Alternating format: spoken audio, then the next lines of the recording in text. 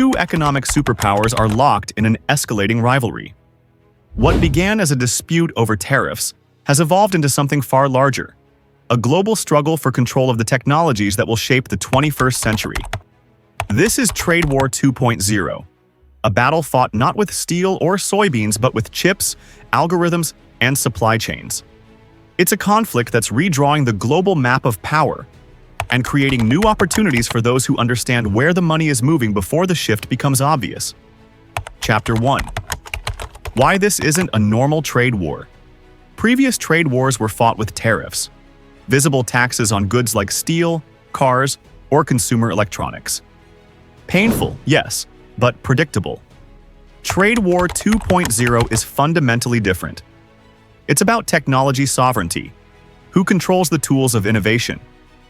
Semiconductors power everything from smartphones and data centers to advanced weapon systems and artificial intelligence. The nations that control chip design, manufacturing, and supply chains hold the keys to future economic and military dominance. This is why governments are no longer just taxing imports. They're restricting exports, funding domestic production, and rewriting industrial policy to secure the technologies of tomorrow.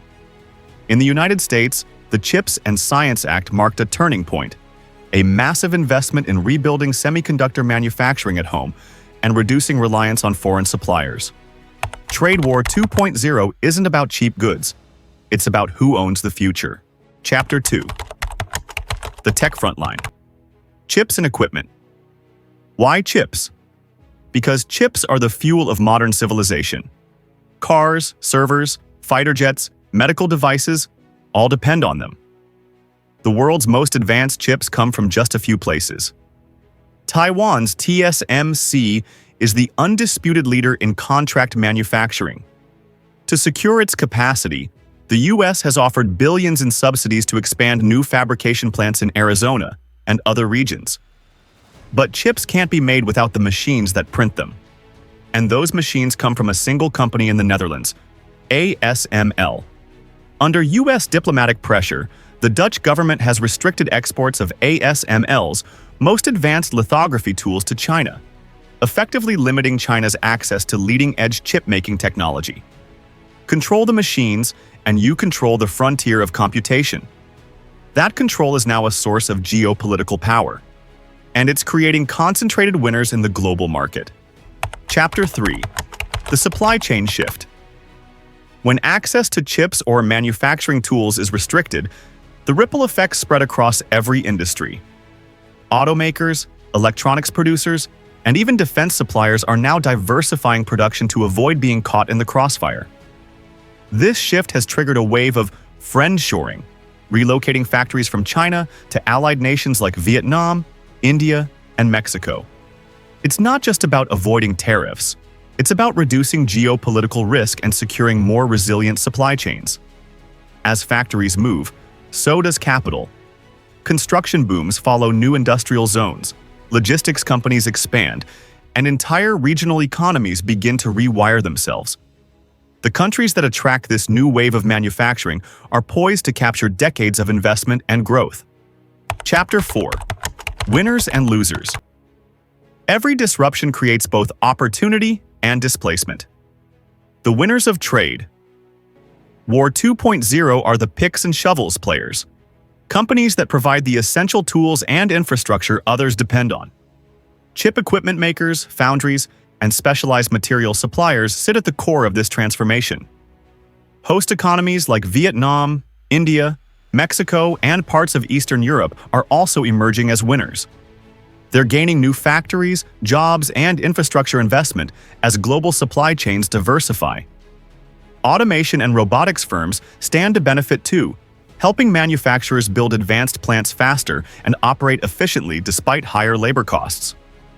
The losers are those tied too closely to the old system, companies with heavy exposure to China or undiversified supply chains. Consumer electronics brands and raw material exporters may struggle as trade barriers rise and access to markets tightens. In this new environment, flexibility and foresight determine survival. Chapter 5. 6 Strategies to Profit. Before going further, a reminder. This isn't financial advice. It's education, a way to understand how capital flows in a changing world. Every investment carries risk, and informed judgment is essential. That said, here are 6 practical strategies investors might use to position themselves for Trade War 2.0. Invest in the picks and shovels. Focus on companies that make critical tools and materials for chip and electronics production.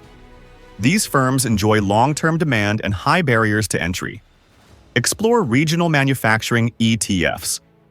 Instead of betting on single companies, use diversified funds targeting countries like Vietnam, India, or Mexico, regions gaining from manufacturing migration.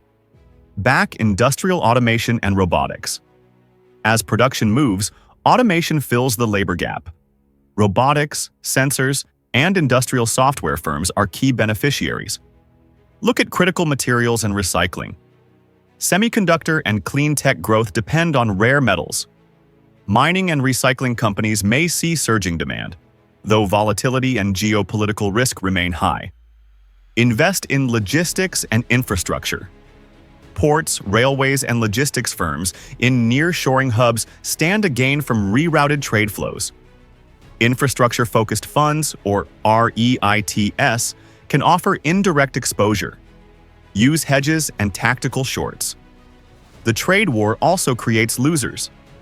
Tactical hedging, shorting firms overexposed to China or using protective options, can balance portfolio risk during volatility. Chapter 6. Timing, Risk Management, and Exit Rules. Trade.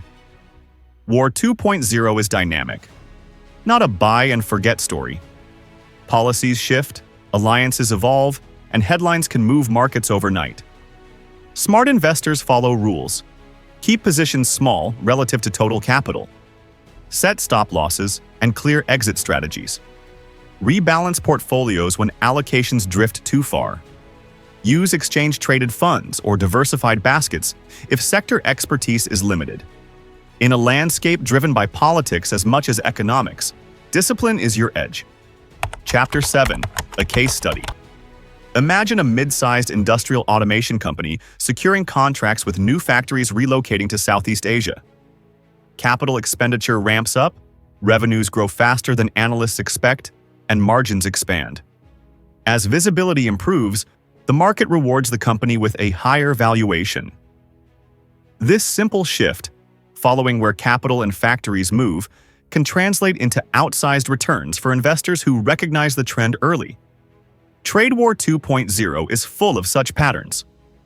Stay informed, stay diversified, and stay ahead of the curve. Because the next decade won't be defined by tariffs, but by chips, data, and strategy.